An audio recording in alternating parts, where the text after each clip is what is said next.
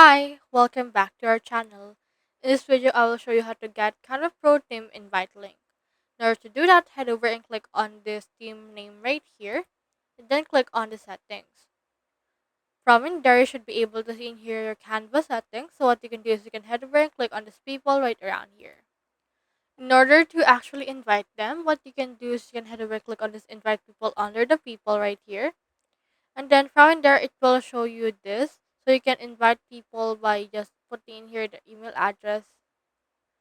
Alternatively, you can also just put right here and share the link via Google Class, Teams, and a lot more. But if you want, you can just click on the link right here and click on copy.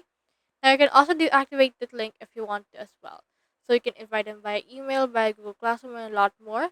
Now this window right here will actually appear once you have go to your actual people and you can see the invite button right around there. Then this button will appear.